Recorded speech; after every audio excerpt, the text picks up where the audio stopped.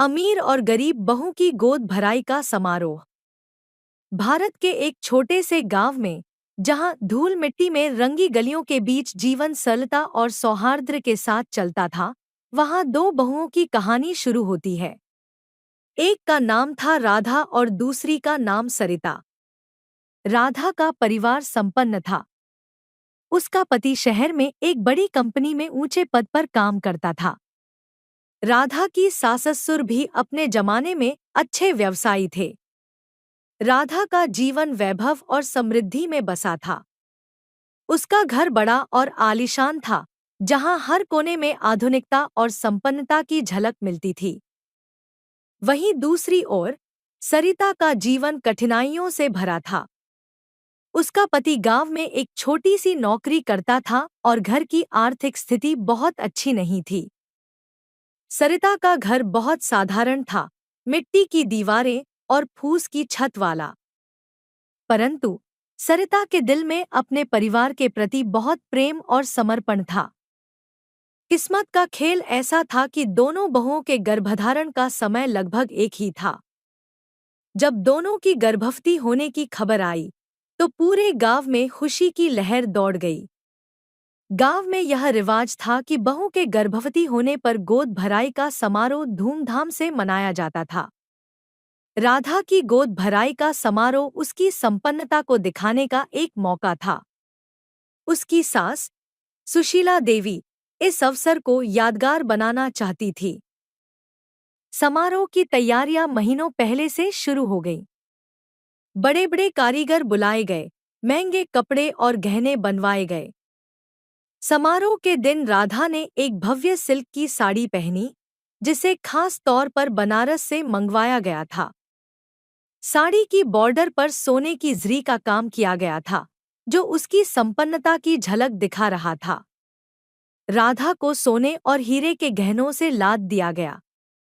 उसकी मांग में सिंदूर की लंबी रेखा उसकी सुहागन होने का प्रतीक थी, और उसके चेहरे पर मातृत्व की चमक साफ दिखाई दे रही थी। समारोह के लिए बड़े-बड़े शहनाई वादक और गायिकाएं बुलाए गए थे। घर को रंग-बिरंगी रोशनी और फूलों से सजाया गया था।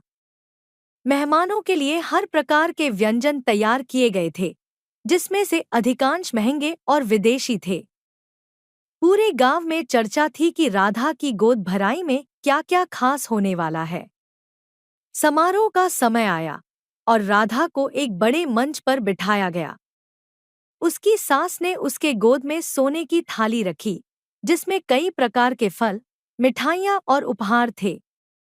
मेहमानों ने बारी-बारी से उसे आशीर्वाद दिया और उसके गोद में उपहार डाले। पूरे समारोह में राधा ने हर कदम पर अपनी संपन्नता का प्रदर्शन किया।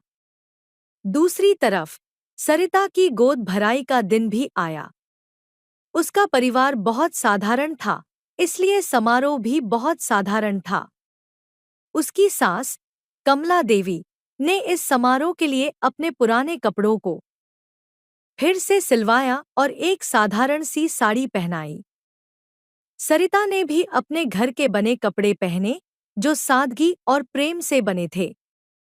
सरिता की गोद भराई के लिए केवल गांव के नजदीकी रिश्तेदारों और मित्रों को बुलाया गया था। घर को फूलों से सजाया गया, जो सरिता के खेतों से तोड़े गए थे। समारोह में कोई शाही व्यंजन नहीं था, परंतु वहां का हर पकवान स्वादिष्ट और अपनेपन से भरा हुआ था।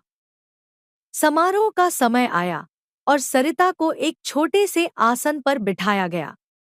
उसकी सास ने उसके गोद में एक साधारण सी थाली रखी, जिसमें फलों और मिठाइयों के साथ कुछ छोटे-छोटे उपहार थे। मेहमानों ने उसे आशीर्वाद दिया और उसके गोद में उपहार रखे। सरिता के चेहरे पर संतोष और खुशी थी, जो उसके दिल की सच्ची भावना को प्रकट कर रही थी। दोनों समारोहों में एक बड़ा अंतर था। जहां राधा का समारोह भव्यता और वैभव से भरा हुआ था, वहीं सरिता का समारोह सादगी और आत्मीयता से भरा हुआ था। राधा के समारोह में जहां हर चीज की भरमार थी, वहीं सरिता के समारोह में सीमित साधनों में भी खुशी और संतोष की कमी नहीं थी। समय बीतता गया और दोनों बहुओं ने अपने अपने बच्चों को जन्म दिया। राधा ने एक सुंदर और स्वस्थ पुत्र को जन्म दिया, जबकि सरिता ने एक प्यारी सी बेटी को जन्म दिया।